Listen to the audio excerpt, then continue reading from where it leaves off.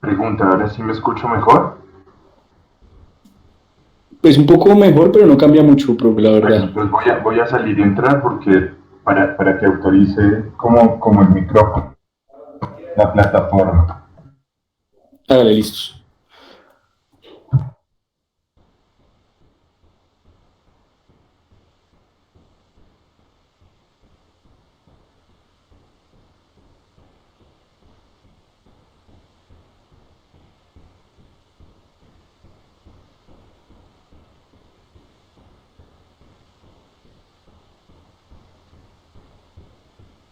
Listo, perfecto. Eso nos dio tiempo para que Dana pudiera dejar todo para grabar, que pudiera grabar. Entonces no tenemos problema ya con la grabación. Gracias, Dana.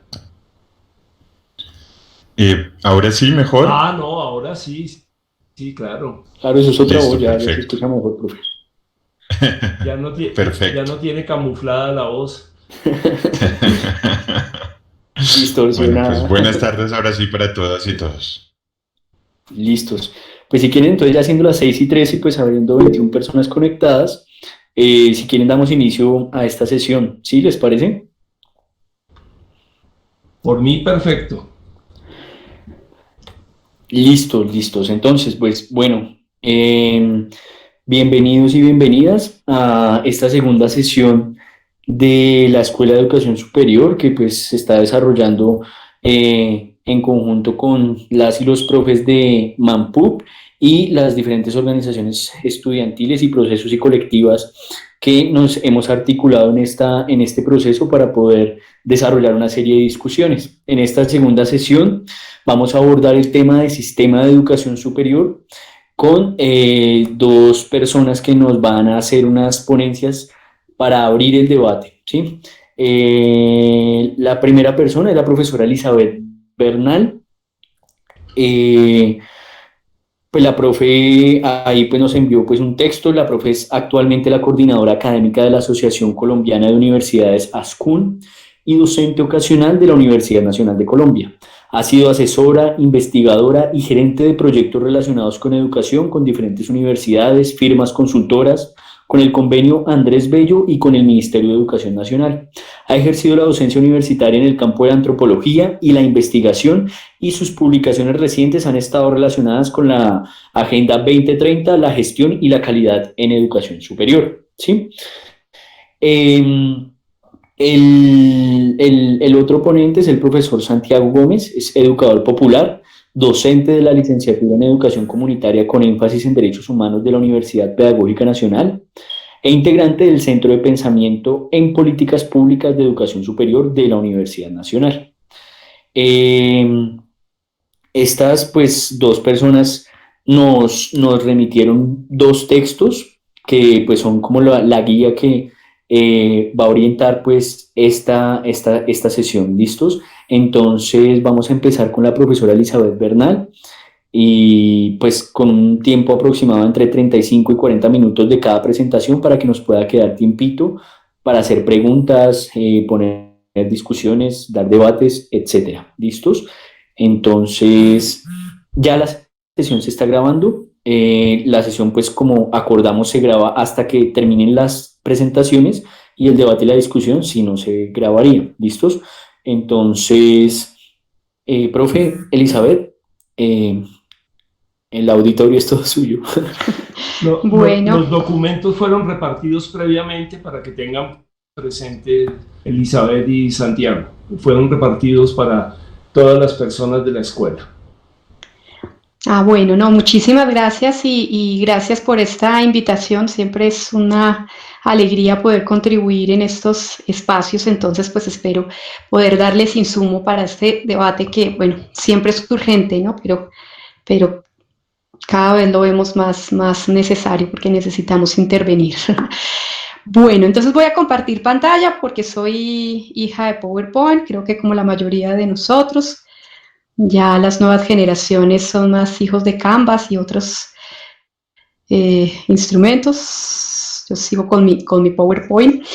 Entonces, lo que quiero es abordar algunos elementos como introductorios para entender un poco pues todo nuestro sistema de educación superior.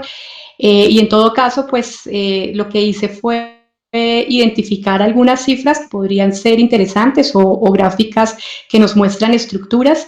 Y lo que considero desde la trayectoria que he tenido hasta ahora como las principales dudas o retos que se han planteado en cada uno de estos. Entonces voy a ir contando, voy a ir planteando los retos, pero como pues entiendo se trata también de un diálogo, entonces yo no puedo ver el chat mientras estoy viendo la pantalla, pero por favor me pueden interrumpir si algo no quedó claro o hay un término que les parece importante ampliar o algo en la presentación que no se ve, no hay ningún problema, me cuentan y yo pues por supuesto ampliaré lo concerniente. Bueno, entonces lo primero es la estructura de los niveles educativos en Colombia. Nosotros tenemos entonces un preescolar, en nuestro caso es mínimo 1 año obligatorio, en muchos países es mayor al año lo que se debe hacer, nosotros es el mínimo 1 año obligatorio y tenemos todo el espacio de guardería y de jardín que no es obligatorio, pero cada vez está entrándose más a intervenir y a regular, dado pues la importancia que se ha establecido en el mundo de la educación inicial. Tenemos una básica primaria de 5 años, una básica secundaria de 4 años, luego viene una media, en Colombia existen las dos opciones de media técnica y media académica, sin embargo, la mayoría de la oferta en Colombia es media académica, realmente los grandes proyectos de media técnica que en algún momento, digamos, quisieron explayarse en Colombia, pues pocos tuvieron éxito y tenemos, pues realmente, en comparación con todas las instituciones que ofrecen este nivel, pues realmente son pocas las que siguen haciendo el énfasis en la media técnica. En la clasificación internacional, que es el CINE, que aparece acá como con colores, existe un nivel que es el nivel 4. Este nivel es lo que en algunos países es como el intermedio entre la educación media y la educación superior, ¿no? Entonces, son pues los casos de algunos college o otro tipo de institución que, digamos, que permiten una formación que es superior a la que se logra en los años precedentes, pero que no es todavía educación superior, ¿no? Y esto sobre todo en países en los que la educación básica y media tiene menos años que en Colombia. Bueno, hay realmente muchos países tienen 1 año más, ¿no? Y luego viene entonces nuestra educación superior, que son de los niveles 5 al 8 en la clasificación internacional. Acá nosotros tenemos 3 opciones, digamos que nacieron como 3 opciones distintas, aunque desafortunadamente en la historia se han visto como 3 niveles, como si fuera un nivel inferior y luego se van superando niveles, pero en principio la idea es que fueran 3 formaciones con distintas características. Entonces tenemos el técnico profesional que tiene un pregrado y un posgrado, una especialización, el tecnólogo que también tiene pregrado y posgrado, y el profesional universitario que tiene pues 3 opciones de posgrado, especialización, maestría y doctorado. Como sabemos, pues a lo largo de la trayectoria en la educación superior en Colombia pues se generan unas pruebas de estado. En primaria, pues en la mitad de la primaria tenemos la prueba Saber 3, al finalizar la prueba Saber 5, en secundaria la prueba Saber 9, Saber 11, al finalizar la formación técnica, profesional y tecnológica, tenemos la prueba Saber TIT y pues el profesional universitario, la prueba Saber Pro. Nosotros tenemos acá, si ustedes ven acá a la derecha, un cuadro sobre educación para el trabajo y desarrollo humano que realmente está muy poco definido en el país. Esta fue otrora lo que se llamó educación no formal y lo que en otros países se conoce como educación no formal. Acá se decidió llamarla educación para el trabajo y desarrollo humano porque se consideraba que denominar la educación no formal pues le daba un carácter, digamos, peyorativo. Sin embargo, en este momento tenemos un abanico de formación para el trabajo y desarrollo humano sin una claridad en a qué niveles se dirige. Hay algunas que incluso tipos de formación pues que no requieren incluso haber finalizado básica, primaria o secundaria. Hay algunas que sí requieren incluso haber terminado la media. Digamos que este es uno de los temas que se está trabajando en el país. Principales retos del sistema: 1, la articulación. Entonces la articulación interna, por supuesto, pues es bien sabido, y creo que ustedes lo conocen por experiencia propia, que el diálogo entre lo que se ofrece, por ejemplo, en la media y lo que se ofrece en las universidades, pues es muy poco, digamos, está lejos de ser el diálogo deseado. La intencionalidad es que la media justo cumpliera ese papel de puente, tanto entre la formación universitaria como entre otros espacios de formación, pero pues no necesariamente sea así y no en todas las instituciones educativas. Tenemos también un reto de articulación internacional. Nosotros tenemos algunos programas o especializaciones, por ejemplo, que quienes salen a otros países ven muy difícil que les sea reconocidas porque no tienen, digamos, una clara traducción internacional ni es tan evidente cómo se vincula con los niveles internacionales. Injusto, esta gráfica que les muestro es una gráfica que fue construida, digamos, es supuesta de acuerdo con las descripciones del cine, pero no hay una declaración oficial del país de que efectivamente estos niveles están vinculados con clasificaciones internacionales. Como les mencionaba, otro reto es el de la educación media y tenemos el reto de la claridad en la formación técnica de educación superior y de TDAH. Yo no sé cuántas personas de acá podrían decirnos con claridad cuál es la diferencia entre este técnico profesional que lo dan las instituciones de educación superior, entre el técnico del SENA y entre el técnico que dan otras instituciones privadas, que además en educación para el trabajo y desarrollo humano, estas instituciones sí pueden tener ánimo de lucro. La mayoría tienen ánimo de lucro. En las instituciones de educación superior, como ustedes saben, no pueden tener ánimo de lucro.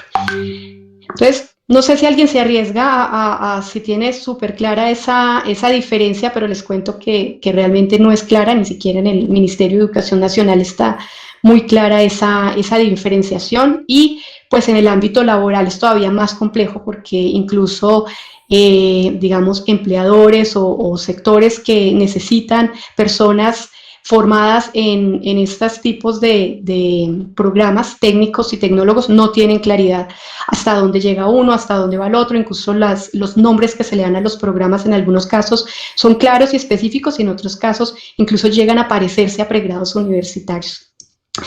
En este momento está construyéndose un proyecto de ley que a nosotros nos parece riesgoso porque la base del proyecto y la justificación es que justo se necesita esta claridad para la formación técnica y tecnológica, lo cual es cierto.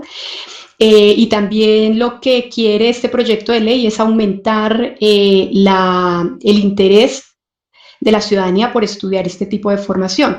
Sin embargo, lo que hacen es que Colombia viene trabajando en un marco nacional de cualificaciones, que lo que hace es como una clasificación asimilable al cine con 8 niveles, pero resulta que en este proyecto de ley definen también 8 niveles para ETDH. Entonces imagínense que acá en este gráfico pusiéramos un ETDH paralelo, acá con 8, y ellos lo que dicen un poco, quienes están fomentando el proyecto de ley, es que son 8 niveles pero diferentes para ETDH. De todas maneras, pues imagínense que haya un programa de TDAH que quede en un nivel 8 asimilable a un doctorado, ¿no? Que aunque ellos digan la diferencia es evidente en los documentos, pues en términos de claridad para el sistema puede no serlo tanto y puede llegar a ser incluso muy riesgoso, sobre todo un poco por lo que les comento. Esto es formación que sí tiene ánimo de lucro, no está regulada por el Ministerio de Educación Nacional. Según el proyecto de ley, quien entraría a regular es el Ministerio del Trabajo, que además no tiene experiencia en el aseguramiento de calidad de educación superior o en general de educación. Entonces nos parece que es un proyecto complejo, pero va caminando, la verdad, y el Ministerio del Trabajo lo está apoyando fuertemente, entonces no sabemos si llegue a aprobarse. Otro reto que se está planteando el sistema es que a pesar de tener un número de pruebas como tan alto en comparación con muchos otros países, viene en descenso los resultados en aspectos críticos de las pruebas. Es decir, en los últimos años se ha visto cómo en los distintos niveles hay cada vez, digamos que puntajes más bajos en lectura crítica, en razonamiento cuantitativo, en comunicación escrita, en competencias ciudadanas, y en inglés no viene bajando, pero porque desde el comienzo se ha mantenido muy bajo, ¿no? Entonces este es también un reto grande, digamos, que se está haciendo el país, digamos, se está pensando cómo pues fortalecer estos aspectos, porque claramente son aspectos que luego influyen en toda la carrera o en toda la formación educativa, pero por supuesto también influyen luego en la vinculación laboral. Bien, eso en relación con los programas y los niveles de educación superior en Colombia. Ahora, ¿qué instituciones pueden ofrecer estos programas? Entonces, en la ley aparecen 4 instituciones de educación superior propiamente dicha. La ley 30, hasta donde conozco, quiso desaparecer las instituciones tecnológicas. Un poco el sueño de esta ley era que al mismo nivel de las instituciones universitarias se generaran grandes escuelas tecnológicas tipo politécnicos en otros lugares, pero esto, digamos, no se logró. En la ley lo logra, en la ley desaparecen, pero luego la ley 115, que es la que viene 2 años después, y quienes conocen más de estos procesos dicen que también por una presión política de quienes eran los dueños de esas instituciones en su momento, vuelven a introducir las instituciones tecnológicas. Si ustedes miran la ley 115, realmente si uno analiza por qué no se concentró solo en básica y media y por qué se nombró la Ley General de Educación, pues en la Ley de Educación, en la parte y en la sección de educación superior, realmente lo que más hace es incluir estas instituciones en el panorama. ¿Qué dice la Ley 30? Hay 4 tipos de instituciones y cada institución se diferencia por el tope del programa que puede dar. Entonces, las instituciones técnicas profesionales pueden dar técnico profesional, las tecnológicas entonces pueden dar técnico profesional y tecnólogo, las instituciones universitarias pueden dar estos, pero además pregrados universitarios, especializaciones y maestrías, y las universidades son las únicas que pueden dar todo. Pero digamos que allí el problema que se ha venido evaluando es que la Ley 30 dice, son estas diferencias, las diferencias son topes, pero los objetivos de educación superior son iguales. Entonces esto hizo, a juicio de personas que participaron en la formulación de esta ley, que se dañara el sentido que se tenía, y era que estas instituciones tuvieran un sentido de formación distinto, que tuvieran unas características diferenciales y que le dieran a la ciudadanía unas ofertas distintas y una variedad de oferta de acuerdo con capacidades e intereses. Pero lo que se hace cuando la única diferencia son topes, pero todas deben perseguir los mismos objetivos, es que se ven como niveles, como instituciones que fueran más pequeñas, y fíjense que incluso acá la misma gráfica lo parece, y como si fueran caminos para que ojalá todas se convirtieran en universidades. Y esto ha hecho que desafortunadamente, digamos, instituciones universitarias que tenían vocación mucho más de formación que de investigación, por ejemplo, quisieran, para tener mayor prestigio, convertirse en universidades, o instituciones tecnológicas convertirse en instituciones universitarias, un poco por lo que les digo que, pues, de alguna manera el fracaso de las escuelas tecnológicas. Y además, pues, durante el desarrollo de la ley se generaron además procesos que siguieron lesionando esta intención de oferta diferenciada en educación superior.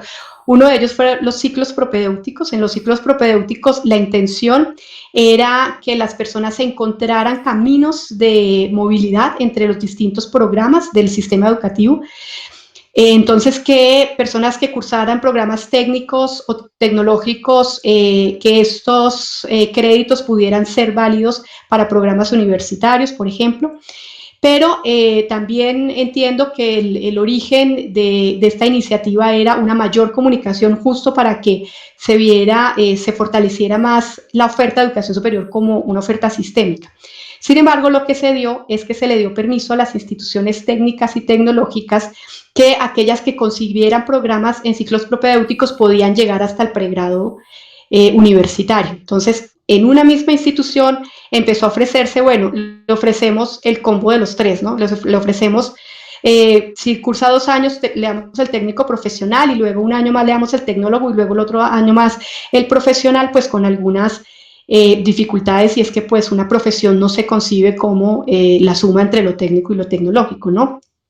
Entonces esto fue algo que enrareció un poco el sistema, y lo otro es que ya se empezaron a concederle a las instituciones universitarias posibilidad de ofertar doctorados. Entonces ya no es necesario que una institución universitaria se convierta en una universidad para ofrecer doctorados. Y lo otro que también entiendo se quiso en la ley 30, pero luego no se logró, es que lo que se quería es que las instituciones que quedaran con el nombre de universidades fueran aquellas que claramente tuvieran un carácter o una intencionalidad en investigación y en generación de nuevo conocimiento. Cuando se empezó a generar, digamos, esta nueva definición, la idea es que si hay universidades que no avanzaban en formación avanzada como los doctorados o en investigación en generación de conocimiento, pasarían a ser instituciones universitarias. Esto, pues, por supuesto, era un golpe muy fuerte, y muchas universidades no, digamos, se fueron en contra de la propuesta porque pasarían a ser instituciones universitarias, y como se ve como si fuera una menos que la otra, entonces es como si fuera un retroceso para estas. Entonces ahorita tenemos muchas universidades que no ofrecen doctorados, incluso que sus acercamientos con la investigación pues no son, digamos, los mejores. Y tenemos, ubiqué acá formación para el trabajo y desarrollo humano porque está vinculado de alguna manera con educación superior, en dos niveles. Uno, porque las instituciones de educación superior también pueden ofrecer programas de formación para el trabajo y desarrollo humano, y además porque el SENA hace unos años entró a ofrecer tecnólogos entendidos como los tecnólogos de educación superior y especializaciones tecnológicas. Entonces allí entra a vincularse un poco el sistema. Retos que tiene, pues ustedes creo que ya pueden ver uno que claramente es que se ha perdido la diferenciación. Digamos, una de las necesidades de un sistema es que sus elementos estén, digamos, diferenciados para que luego se puedan encontrar espacios de articulación, y acá, digamos que la diferenciación entre instituciones es cada vez más borrosa, y sobre todo dentro de las instituciones universitarias uno puede encontrar una diversidad muy grande, desde instituciones tecnológicas con fortalezas, y que llegaron allí a través de los ciclos propedéuticos, como otras que pues realmente tienen fortalezas en investigación y son mucho más cercanas a las universidades. Entonces, uno de los retos es la tendencia homogenizante, un poco lo que les comentaba. Las instituciones tienden a llegar a un ideal, y el ideal que se planteó en su momento fue la universidad. Esto pues no es favorable para ningún sistema, que solo se diferencien por el tope de formación, la visión de jerarquía, de que unas son menos que las otras por el mismo nombre. Por supuesto, todo el tema de las restricciones de acceso, digamos que nosotros tenemos un acceso en educación superior por institución. Hay otros países que las personas que se gradúan de la media y de acuerdo con unos parámetros que tiene cada país, digamos que hay un ente central que distribuye las posibilidades para acceder a educación superior. En Colombia, digamos que las condiciones para acceder las tiene cada institución de educación superior. Digamos que no hay como un marco nacional para que se ubiquen en una institución o en otra, sino que acá pues depende mucho. Hay instituciones que no ponen ningún filtro, solo lo económico. Hay otras instituciones pues que tienen filtros importantes, ¿no? Y por supuesto, pues uno de los retos que se ha visto es que en Colombia aún no es tan clara la diversidad de la oferta. Entonces es muy probable que la mayoría de los estudiantes pues retomen los programas pues más tradicionales, ¿no? Pocas opciones de movilidad. Acá de nuevo todo está a cargo de las instituciones. Si una persona pasa de una institución de un departamento a otro, la otra institución puede decidir valerle lo que haya estudiado antes, valerle solo una parte o no valerle nada. En este momento es un tema institucional. En otros lugares es un tema de sistema, ¿no? Entonces, sobre todo donde están más consolidados, pues como en Europa, el Marco Nacional de Cualificaciones y bueno, otros tipos de instrumentos para la movilidad. Hay una innovación restringida por el sistema de calidad. Abrir un programa nuevo realmente es complejo en Colombia.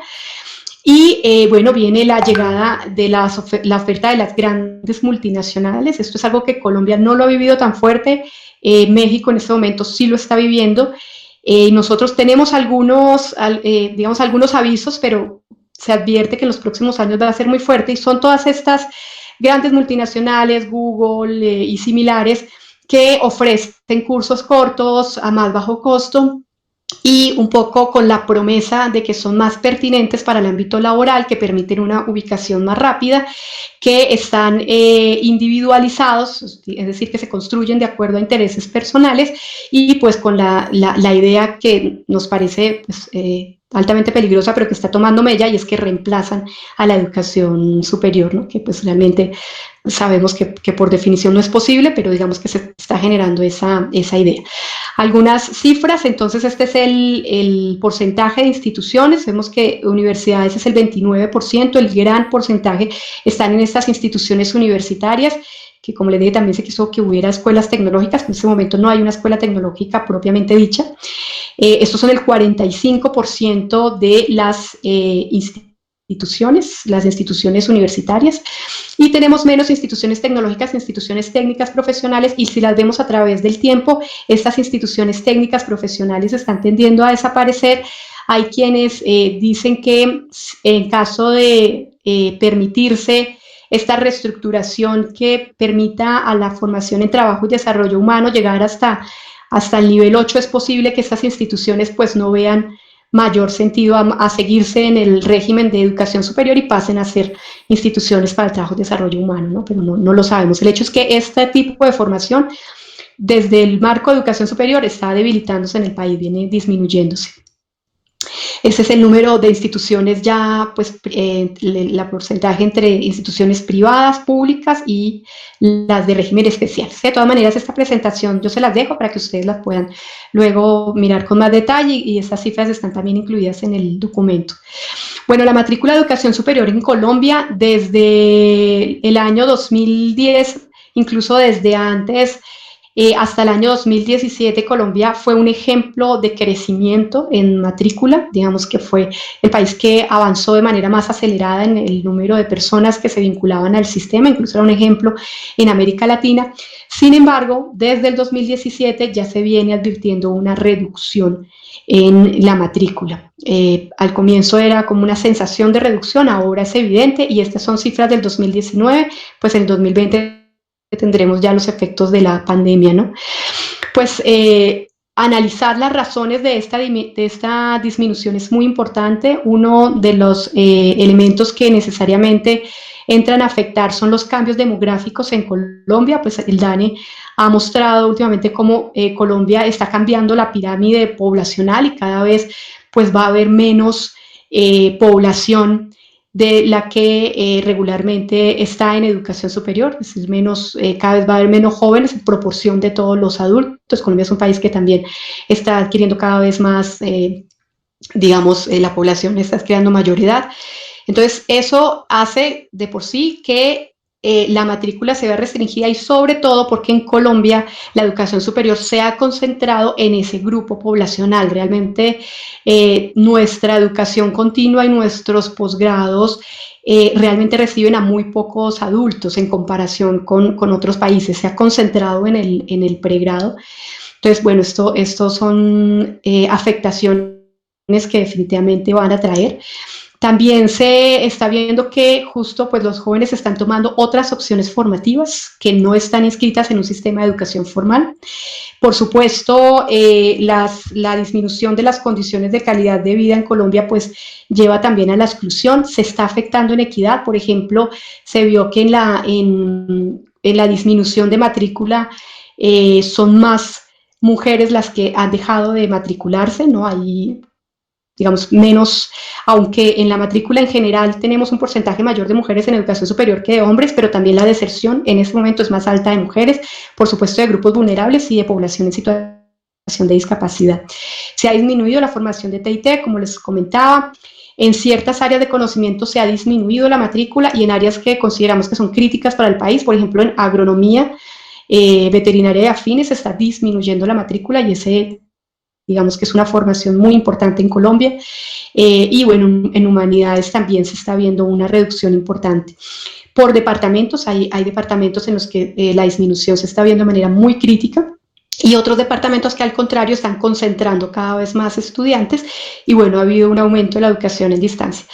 Esto pues muy rápidamente son algunas cifras de cómo está afectando, digamos, cómo se relaciona la matrícula con la equidad. Colombia es el tercer país con un índice más alto de disparidad, es decir, las personas que están en el quintil 5, que son las que tienen mejores condiciones económicas, el 57% de la población en edad de estar en educación superior está efectivamente matriculada, mientras que del quintil 1, que son las personas con menos ingreso, apenas el 11.3 llegan a educación superior, ¿no? También pues vemos una disminución, a pesar de que se aumenta la tasa de cobertura, pues hay una disminución en la matrícula de las públicas, aunque esto pues lo que estamos viendo es que está cambiando con el tema de la pandemia. Y bueno, también esto, por ejemplo, algo que nos hemos dado cuenta es que Colombia no cuenta con unas cifras oficiales que relacionen equidad con educación superior. Por ejemplo, para poder sacar esta gráfica que habla sobre una cobertura para personas en situación de discapacidad, indígenas, población ruma, afrocolombianos, víctimas del conflicto, pues hubo que hacer un cruce entre tres bases de datos distintas, y aún así no podemos decir que hay una información oficial, ¿no? Entonces, pues eso es desafortunado en el país que no exista este índice, además porque se ha trabajado en el índice de inclusión social en educación superior desde el 2010. Llevamos más de 10 años en los que existe un índice, pero no se ha podido hacer efectivo y no se ha podido convertir en un informe nacional.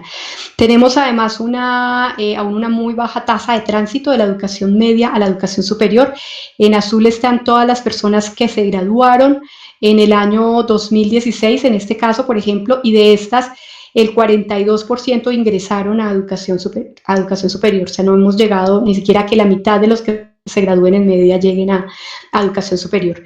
En la tasa de deserción, como voy de tiempo, más o menos, bien, yo creo. Bueno, en la tasa de deserción, ¿qué tenemos? Bueno, se han hecho esfuerzos grandes por disminuir la deserción, y en efecto se ha hecho. Esta es la deserción de las personas que definitivamente abandonan el sistema de educación superior.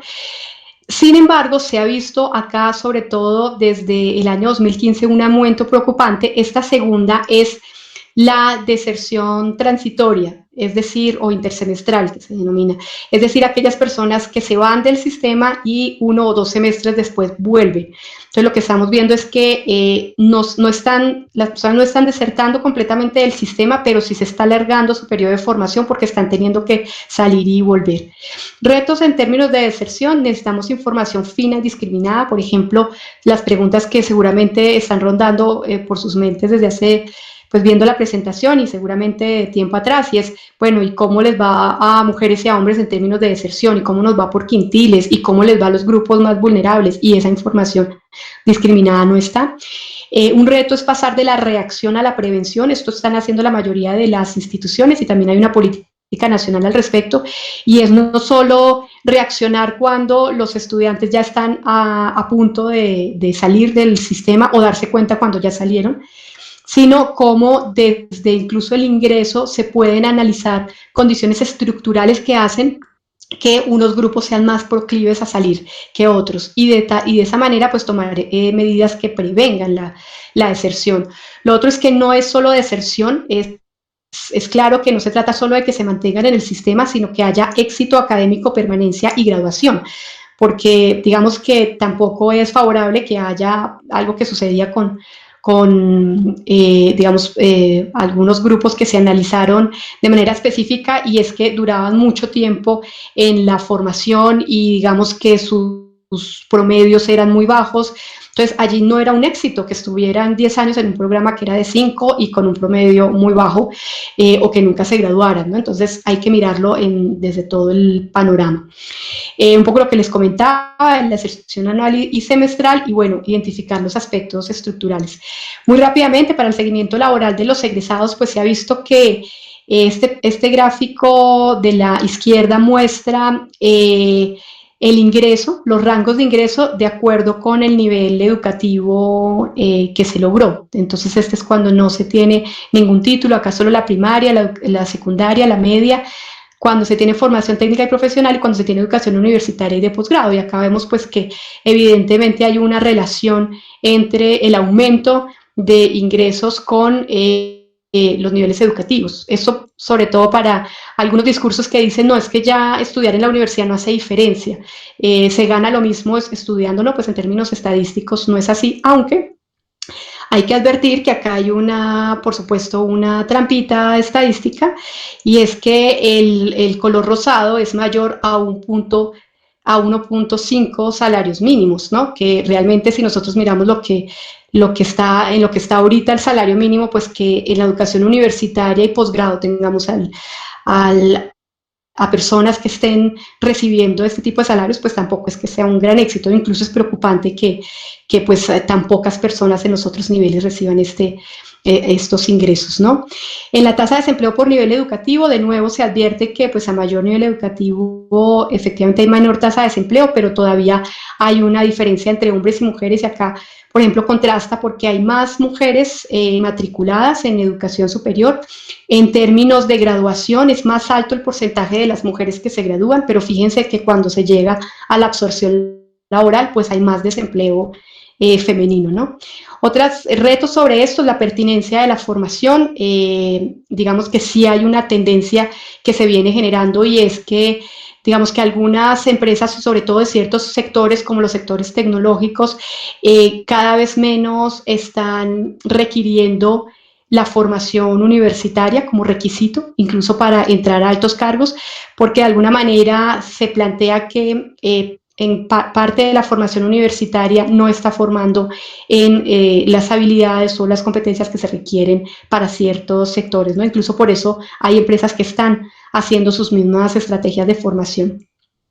El diálogo de la universidad con las empresas, pues, las correlaciones entre formación y empleo y las proyecciones en el mundo laboral. Ustedes saben que todos los estudios que se están haciendo de los empleos que van a desaparecer si se siguen consolidando la cuarta revolución industrial, pues es un muy alto número de empleos, y lo que se está analizando es qué tanto la formación que se está dando en la universidad está teniendo en cuenta, digamos, estas transformaciones que probablemente se van a venir en términos del mercado laboral.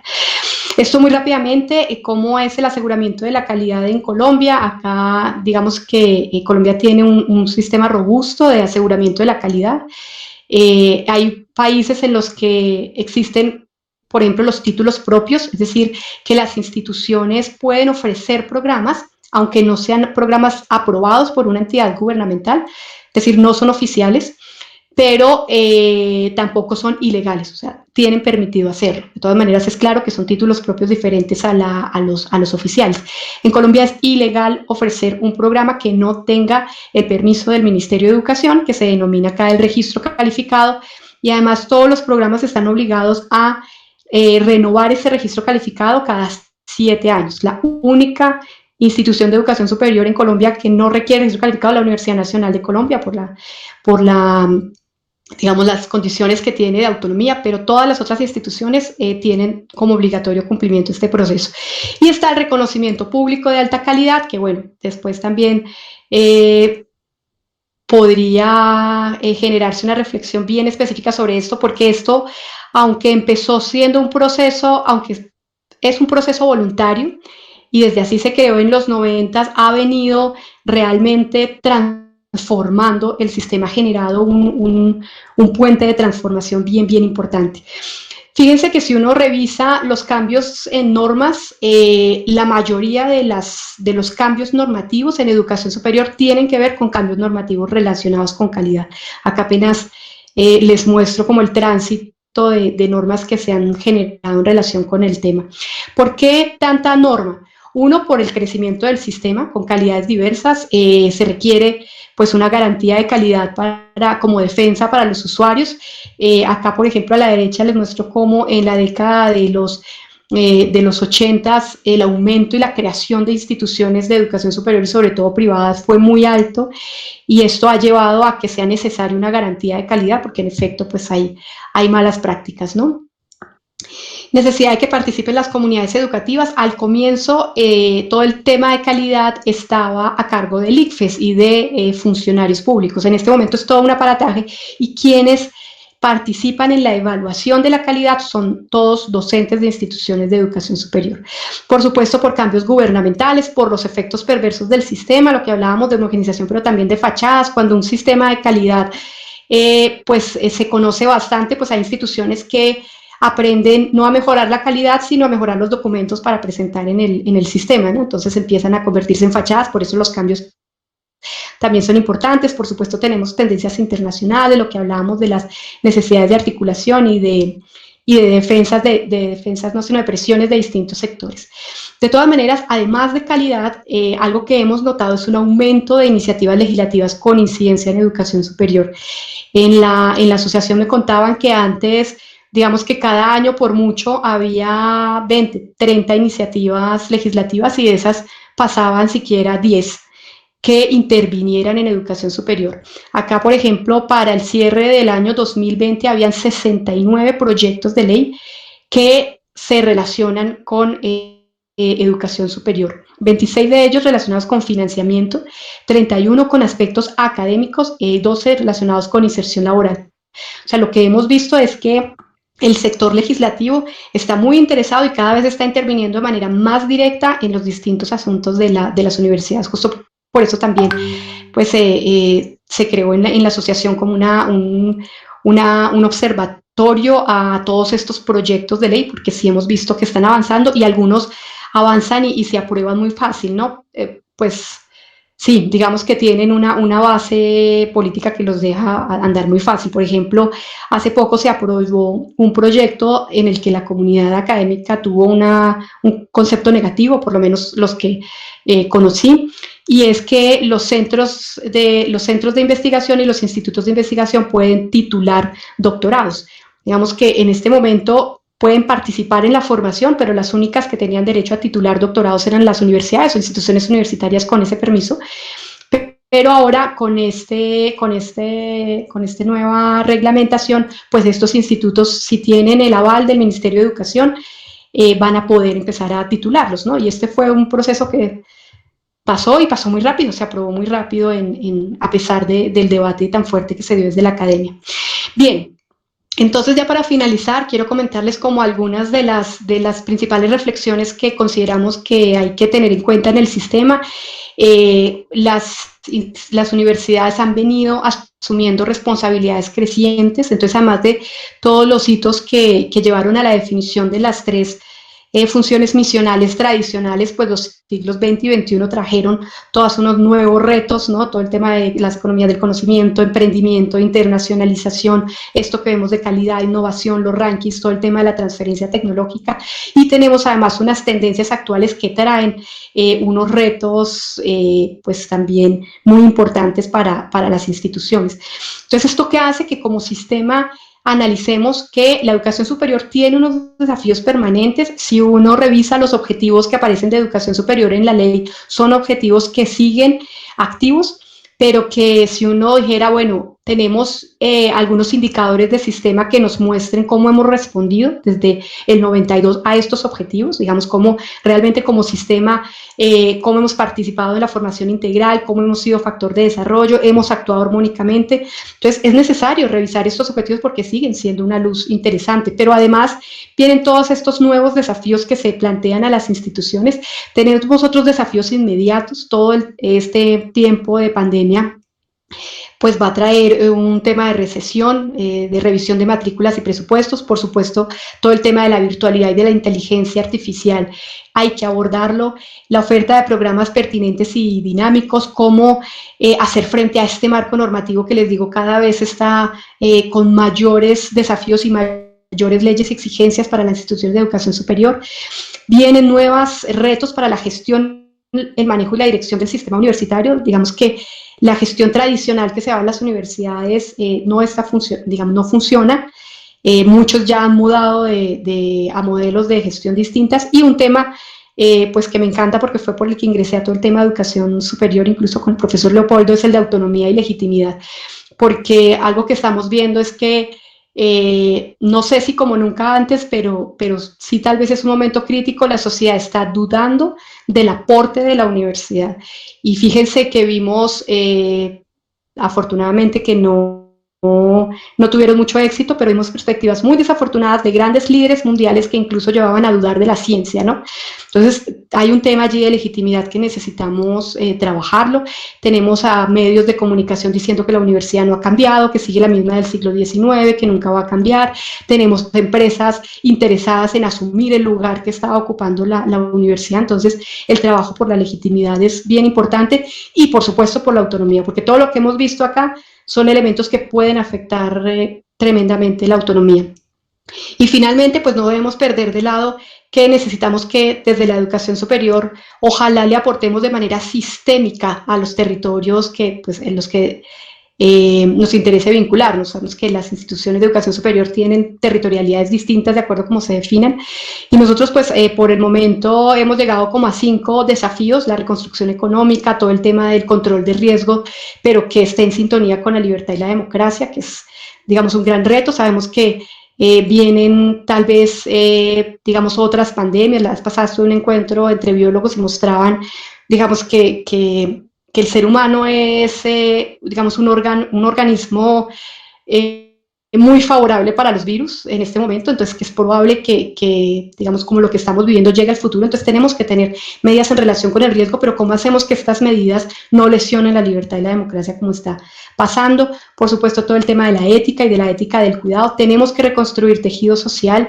La vez pasada decía alguien que como nunca antes, realmente el que no conozco me puede matar, ¿no? O sea, ahora la amenaza de todas las personas a las que no conozco y que no son cercanas se siente muy grande, y esto está rompiendo lazos sociales, lazos de solidaridad y de confianza. Entonces es necesario recuperarlos, pero recuperarlos sabiendo que estamos en nuevos espacios de distanciamiento y de la realidad extendida, que incluye la virtualidad.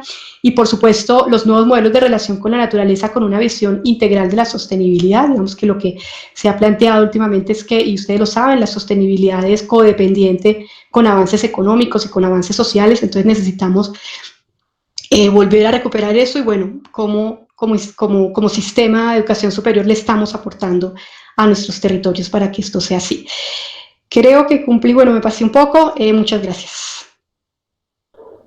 Muchas gracias, profe, por esta valiosa presentación, en serio. Y pues frente a las preguntas, inquietudes, propondría pues que lo manejemos como en la sesión pasada, y es que al final pues podamos hacer las respectivas inquietudes, preguntas, dudas, debates a cada una de las personas ponentes. ¿Listos? Entonces, para poder darle paso al profe Santiago Gómez con sus respectivos 40 minutos y que podamos luego al final pues ya charlar, discutir, dialogar alrededor de los elementos que nos plantean tanto la profe Elizabeth como lo que nos plantea el profe Santiago. ¿Listo? ¿Les parece? Vale, yo quiero aclarar antes de empezar, y agradeciéndole a Elizabeth, yo preparé una intervención un poco más corta, o sea, pensé que tenía unos 20-25 minutos, eso para ampliar también el tiempo para que podamos dialogar. Voy a hacer la presentación.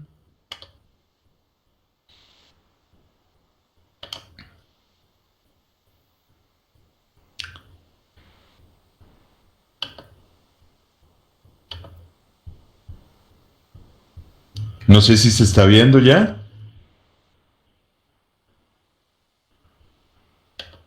Sí, profe, se ve. Sí, Santiago. Perfecto.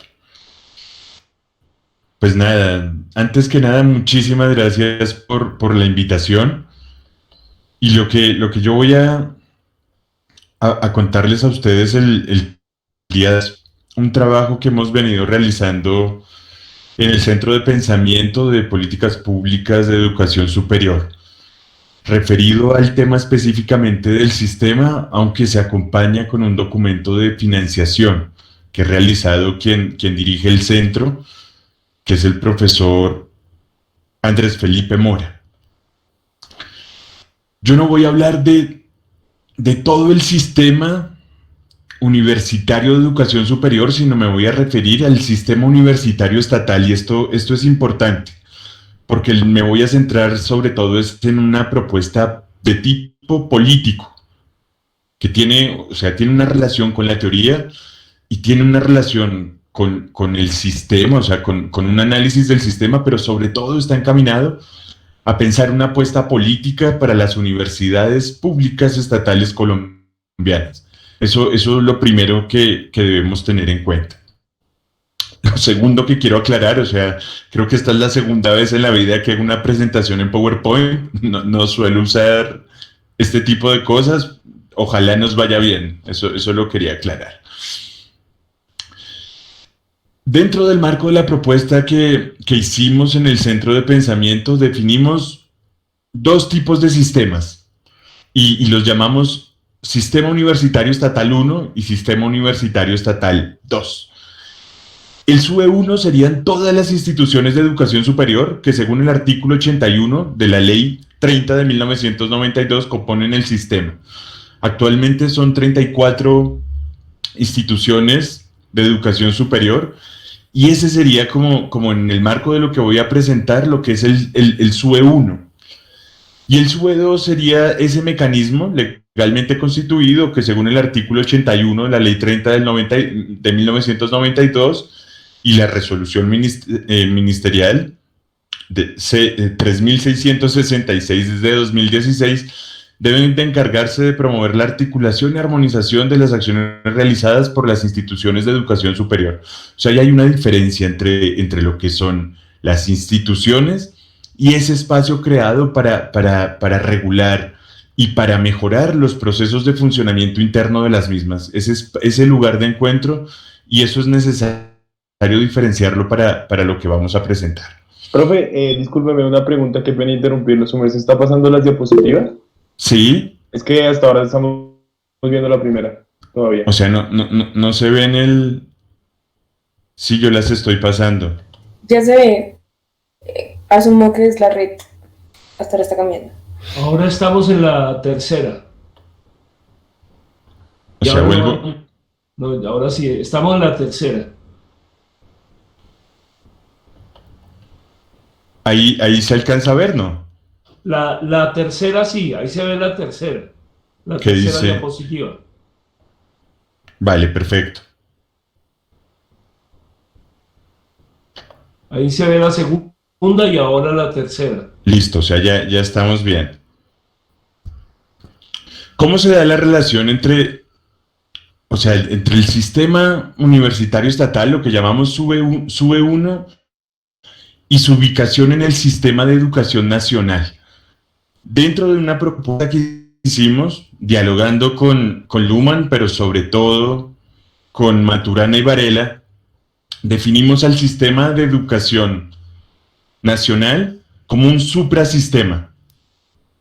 Y ese suprasistema incluye otros sistemas. Uno de ellos es el sistema de educación superior. Y dentro de ese sistema de educación superior estaría el subsistema de universidades estatales, que es el que venimos definiendo como SUE 1. Esto es importante para lo que vamos a presentar. O sea, ahí hay una propuesta en la que vamos a mirar es un subsistema específico, que es donde están las universidades públicas colombianas. No sé si se alcanza a ver bien la gráfica, o si se ve muy pequeña. Esto fue... Si se puede agrandar un poquito sería mejor, Santiago. Ahí. Si puedes hacer la presentación completa, o sea, como... La tengo completa, lo que pasa... En este momento está en pantalla completa. Ay, pero ahí no se ve como pantalla completa. Espera a ver si la puedo ampliar un poco más de otras maneras.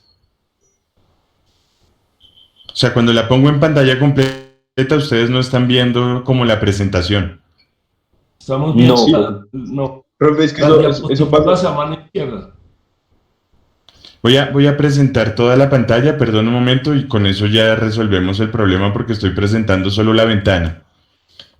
No, es que, profe, qué pena, ese no es el problema es que su merced no está presentando, o sea, la presentación, valga la redundancia, no está reproduciendo la presentación, entonces lo estamos viendo en versión editable. Para que usted presente y se vea grande, tiene que ir a presentación con diapositivas y darle desde el inicio, y ahí inicia la presentación, porque se ve en editable, como si usted la estuviera editando. Ah, bueno, digo, dice que F5.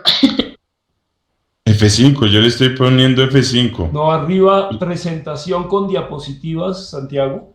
Sí. Y no, presentación con diapositivas. Sí. En esa. Presentar desde el principio. Desde el principio, listo, ahora sí. No. Se ve bien, ¿sí? No le dio presentar desde el principio. Profe, Sí. Sí. también puede revisar en el, digamos, en los iconos de abajo, al lado del lado del Zoom, hay 3 iconos. El tercero, el cuarto, ahí donde está... Presentación con diapositivas, eso es lo que estoy dándole clic y no, ustedes no lo ven.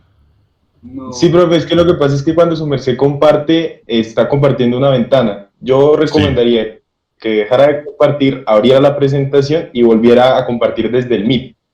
Pero Perfecto. ya no las diapositivas, no la presentación, ahí ya sería más fácil. Perfecto. O sea, lo que voy a hacer es presentar toda mi pantalla y con eso resolvemos problemas.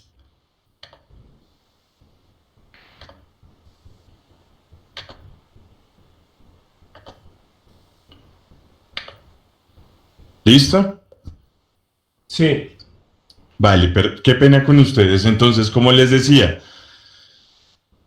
y volvamos a esta, o sea, hay que ubicar la presentación, o sea, lo que es dentro de la teoría de sistemas, como estamos comprendiendo al SUBE 1 dentro del sistema de educación superior y del suprasistema de educación nacional. Eso graficado sería lo siguiente, o sea, tenemos un sistema de educación nacional, habría un sistema de educación básica, un sistema de educación media, no necesariamente se llaman así en documentos oficiales, sino es para darle una lógica de horizontalidad a los dos niveles frente al sistema de educación superior.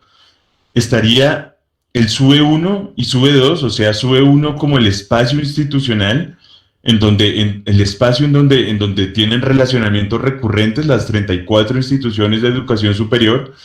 Estaría el SUBE 2, que es el mecanismo jurídico que crea la Ley 30 de 1992, que aspira a la regulación y mejoramiento de las relaciones que suceden dentro del SUBE 1, las relaciones con todos los actores que hacen parte del sistema de educación superior, y en esto yo le agradezco a Elizabeth, porque fueron los comentarios de ella los que enriquecieron esta gráfica, que ahí estarían las instituciones técnicas y tecnológicas públicas, las instituciones técnicas, tecnológicas y de educación superior privadas, los actores del sistema de ciencia, tecnología e innovación, las instituciones públicas y privadas de educación para el trabajo, y el Ministerio de Educación Nacional y otras entidades estatales. ¿Qué es lo que pasa? El SUBE tiene una relación interna con unos actores y hacia afuera con lo que en teorías de sistemas llamaríamos el entorno o el ambiente social, y en el contexto internacional tiene relación con otros actores, sobre todo los sistemas universitarios de otros países. Más o menos acá lo que se está presentando es cuál es el relacionamiento que tienen todas esas universidades que hacen parte del sistema universitario estatal. ¿Cómo se darían entonces las interacciones y acoplamientos? En primer lugar, el subsistema universitario estatal, o sea, porque cuando llamamos sistema universitario estatal propiamente, o sea, en términos rigurosos sería un subsistema, él se encuentra acoplado o articulado a otros subsistemas que integran el sistema de educación superior. También interactúa con los sistemas de educación básica y el sistema de educación media, que esos serían como las interacciones internas dentro del sistema de educación superior, pero hacia afuera tiene interacciones externas con el entorno social y con los sistemas universitarios de otros países. ¿Cómo se darían entonces los principios de relacionamiento del SUBE? Como lo tenemos en la propuesta, serían a través de 3 mecanismos específicos: la colaboración, la complementariedad y la integración. Y acá es la apuesta política de la propuesta que hemos realizado en el centro, y es que la lógica de articulación en el sistema no se base en la competencia por la obtención de recursos, en el posicionamiento, en la prevalencia, sino que se dé sobre todo en una lógica de articulación. Ya lo vamos a ver de qué manera. Y esta es la apuesta en contraposición a lo que viene sucediendo, sobre todo en las últimas décadas, donde hay una tensión interna dentro de las universidades que hacen parte del sistema, las distintas instituciones de educación superior, pero también ha sido un incentivo perverso por parte del Ministerio de Educación Nacional, que las ha puesto a competir en bolsas concursables de recursos y otras lógicas que incentivan, sobre todo, el fortalecimiento de unas en detrimento de otras, por lo general en una lógica centralista, o fortaleciendo las grandes universidades que hay dentro de este subsistema, que para efectos expositivos lo voy a llamar el sistema universitario estatal. ¿Cómo se dan entonces esas 3 lógicas de colaboración, complementariedad e integración? En primer lugar, con el resto de los subsistemas que hacen parte del sistema de educación superior, con los demás sistemas que hacen parte del sistema de educación nacional, y entre las distintas unidades que conforman el sistema universitario estatal. Esto es importante. Ahora vamos a mirar qué son unidades dentro de la propuesta, porque acá es donde se está jugando la centralidad de lo que proponemos. ¿Cuáles serían las funciones tanto del SUBE 1 como del 2? En primer lugar, hay unas funciones operativas que están asociadas con el mejoramiento interno del subsistema. Acá lo que hemos planteado, esto le corresponde sobre todo al SUBE 2, a ese mecanismo jurídico que crea la Ley 30 de 1992. Las funciones operativas tienen que ver con el mejoramiento, tienen que ver con la eficiencia en los recursos, tienen que ver con, o sea, en la Ley 30 se definen distintos mecanismos que favorecen la realización de lo que llamamos funciones operativas. Y las segundas, que son las funciones misionales, que están asociadas con la realización de los propósitos para los que fue creado el subsistema, en este caso el SUBE 1. Y las funciones misionales, lo que hemos planteado es que hay una reducción de complejidad y tienden a estar dadas sobre todo por los 3 principios misionales básicos de las universidades, que son la investigación, la docencia y la comunicación universitaria, o sea, lo que tendemos a llamar con el nombre de extensión. Ahí es que están dadas como los fines del subsistema en términos de lo que hace cada institución. ¿Cuáles son las diferencias entre el SUBE 1 y el SUBE 2 desde el punto de vista sistémico? El SUBE 1 es un espacio de interacción recurrente entre las distintas unidades que lo conforman. ¿Quiénes son esas unidades? Esos elementos diferenciados y autónomos entre sí que hacen parte de un subsistema, en este caso, las 34 instituciones de educación superior, pero en nuestra propuesta, las unidades elementales son las sedes. Ahí hay un debate porque también, o sea, distintos mecanismos, lineamientos, hablan de seccionales o sedes, o sea, ahí hay un debate de qué es una sede, pero toda la propuesta está ahí. ¿Cómo podrían relacionarse, articularse, complementarse y apoyarse las sedes que existen realmente dentro del sistema universitario estatal? Y en segundo lugar, desde el punto de vista sistémico, ese otro SUBE que estamos ahí trabajando es un organismo jurídico que se creó con el propósito de favorecer la colaboración, la complementariedad y la integración. Entonces, uno son las unidades concretas, que son las sedes universitarias de las 34 instituciones de educación superior, y otra cosa es ese organismo jurídico que busca que se articulen y que es un espacio de encuentro entre las mismas. Para que la operatividad del SUBE 1 sea adecuada, nuestra propuesta se requiere el cumplimiento de 3 atributos o características. Primero, que haya autonomía. Es importante que cada sede, o sea, ya no tanto como lo pensamos es una institución de educación superior, sino que cada sede tenga autonomía, porque esto amplía la capacidad de tomar decisiones y asumir responsabilidades. En segundo lugar, que haya democracia, porque incrementa la capacidad de interlocución y participación en los procesos de integración. Y lo tercero, que haya eficiencia, porque aumenta los beneficios de los relacionamientos y acoplamientos que continuamente suceden. O sea, la idea es que para que funcionen bien en la propuesta, esta lógica de articulación entre las distintas sedes que hacen parte del sistema universitario estatal, se requiere la observancia de estos 3 principios. ¿Dónde es que se deben concentrar los esfuerzos para mejorar la operatividad y el funcionamiento del SUBE? En nuestra propuesta, sobre todo, en las unidades del sistema. ¿Y cuáles son? Son las sedes universitarias, no las instituciones de educación superior.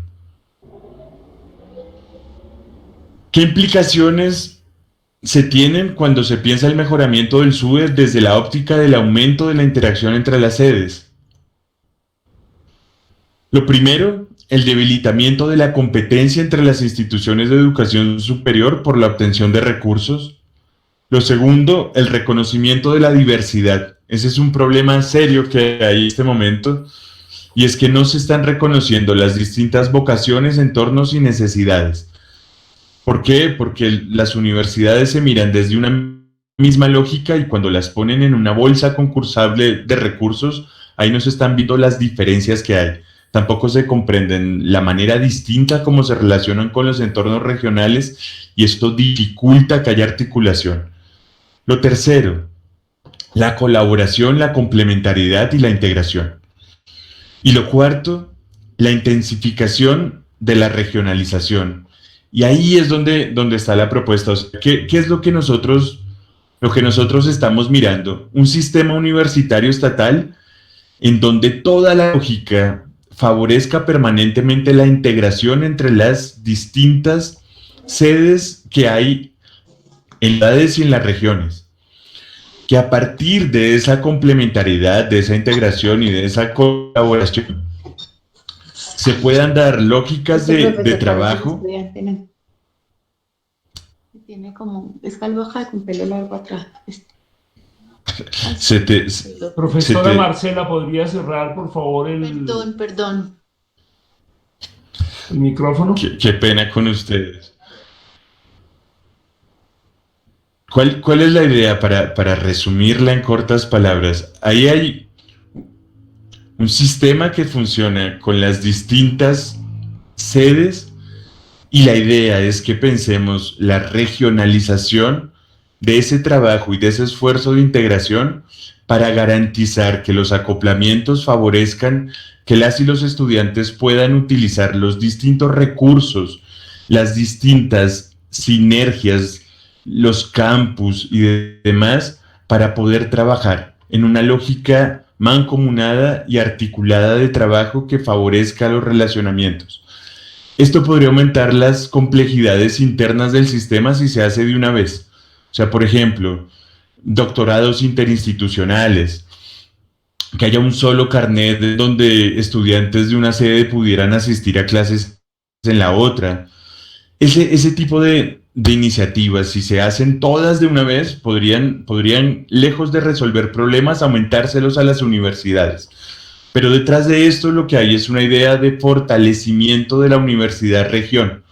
Si distintas sedes universitarias se pudieran reunir a contarse qué es lo que está sucediendo, cómo es que trabajan, y se generaran unos incentivos, unas ofertas que favorecieran que los principios misionales las mismas de extensión, de investigación y de comunicación universitaria se pudieran hacer desde una lógica interinstitucional, se favorecería el juego y la intensidad del trabajo y su articulación con la universidad-región. Y una transformación del territorio que estaría dada por la posibilidad de garantizar este tipo este tipo de trabajo que se estaría dando en distintas regiones. Nosotros, dentro de la propuesta, lo que creemos es que se deberían seguir la lógica que ha establecido Planeación Nacional, porque en la resolución ministerial ahí hay problemas. Por ejemplo, San Andrés pertenece a la región donde están la región pacífica sobre todo. Y ahí hay otros problemas que hemos mirado y lo que hemos visto es que una lógica de regionalización que podría ser más potente es la que establece Planeación Nacional. Pero en últimas, debería responder a dos criterios. Uno, que es la proximidad geográfica. O sea, yo siendo estudiante de una universidad, para que pueda tener servicios para poder ir a las bibliotecas de otra universidad, para que yo pueda hacer uso de ciertas cosas que están en una región, requiero de una proximidad, pero segundo, que hayan unas sinergias culturales. El territorio no solo se construye por lo que es su territorio físico, sino por lo que son los relacionamientos históricos y culturales que favorecen que algo se pueda dar. Entonces, en conclusión, o sea, la propuesta nuestra es que el sistema universitario estatal se pueda construir desde una lógica de articulación en donde se favorezca la cooperación y no la competencia, en donde haya una lógica territorial, regional, en la que se puedan progresivamente ir dando convenios interinstitucionales que favorezcan la realización de ciertas cosas. Y esto ampliaría políticamente muchas posibilidades para las universidades. Dentro de, por ejemplo, hacia futuro estaría la creación de residencias universitarias regionales, para que la pudieran usar todas las instituciones, todas las sedes que hacen parte de esa región. Que las unidades del sistema pudieran tener esa posibilidad de garantizar que sus espacios comunes se den. Mejorar las lógicas de investigación, por ejemplo. Las lógicas de trabajo que se da en comunicación universitaria, en lo que llamamos extensión. Si hiciéramos proyectos intersedes que favorecieran la intervención integral en un territorio, podríamos tener una acción mucho más efectiva, porque no sería dispersa, sino ahí habría formas de posibilitar una acción con sentido en un territorio que permitiera su transformación integral. En esa vía es que se está pensando, y la idea sería fortalecer a las universidades públicas colombianas a través del encuentro entre ellas mismas y con una participación en donde, sin tener ni perder la relación con la universidad, por ejemplo, la Universidad Nacional y sus distintas sedes con el nivel Bogotá, sí pudieran intensificarse esos relacionamientos para que se pudiera construir el sistema desde lo local hacia lo nacional. Y eso le permitiría a la universidad pública colombiana ganar un lugar de peso, aumentar sus posibilidades, como lo ha hecho, por ejemplo, la Alianza Suma en el eje cafetero, y de esta manera, cuando podemos hacer, por ejemplo, redes de bibliotecas, que un estudiante pueda sacar un libro en una universidad que hace parte del sistema, que pueda ir a la otra, que pueda tomar algunas clases, algunos seminarios, y progresivamente se van generando acciones que posibiliten esto. La idea es que dentro de la propuesta se generen unidades de segundo orden o macrouniversidades en donde hayan encuentros entre los distintos sectores y eso favoreciera también políticamente los procesos de articulación. ¿Qué es lo que nos ha pasado en el país y dentro del sistema universitario estatal? Por un lado, la lógica de la competencia y por el otro, la lógica del posicionamiento de mi universidad a una confrontación entre las y los miembros de las distintas comunidades que hacen parte de estas instituciones. Y eso es bastante complicado, porque lo que hay dentro del SUB en este momento es una pelea interna, una pugna, una lucha, y eso dificulta que como sector se puedan disputar espacios con el Ministerio de Educación Nacional para posicionar apuestas políticas que favorezcan territorialmente el desarrollo de las comunidades, el desarrollo de los entornos y el mejoramiento de las educaciones que tenemos. Esa tensión entre las universidades grandes y las pequeñas, entre las universidades de las grandes capitales y las de región, dificulta que la educación de todas y todos sea una educación aceptable, sea una educación digna, sea una educación de calidad. Entonces, la apuesta política que en el fondo hay con esto es que los incentivos que se generen para la articulación de las universidades públicas garanticen un mejoramiento integral del sistema, no de la universidad. Y con eso ya yo no me sentiría parte de la nacional, ni soy el pilo que entró a la nacional, sino yo me identificaría con el sistema. Y a futuro, ojalá, por ejemplo, que hubiera una planta docente, aunque eso no lo permita en este momento la ley, exploramos esa propuesta, pero no fue posible, pero por ejemplo, un pequeño porcentaje de la planta profesoral que hiciera parte del sistema universitario estatal. Eso para favorecer procesos de movilidad, que retomáramos experiencias de movilidad estudiantil en donde pudiéramos hacer semestres en otros lugares con bienestar universitario, con financiación, y que al final pudiéramos tener unas residencias y un mejoramiento del sistema para garantizar que la educación que se da en cualquier parte de él responde a criterios de calidad, de excelencia y de posibilidad para todas y todos. ¿Cuál es la apuesta al final? Que nosotras y nosotros, o sea, acá están dos memes, tuviéramos una identificación mucho más dada por el sistema que por la institución a la que pertenecemos, y que pudiéramos generar redes de relación que finalmente lo que favorecieran es el mejoramiento de cada universidad, comprendiendo a la otra como un apoyo y no como una competencia que le quita recursos, que le quita puntos para tener planta profesoral, que le quita posibilidades, que eso es lo que está matando internamente la posibilidad que las universidades públicas den una lucha por su mejoramiento integral. Qué pena con ustedes, pero por todos los problemas sentí que estuvo un poco trabada la intervención. Espero que en las preguntas podamos resolver mejor.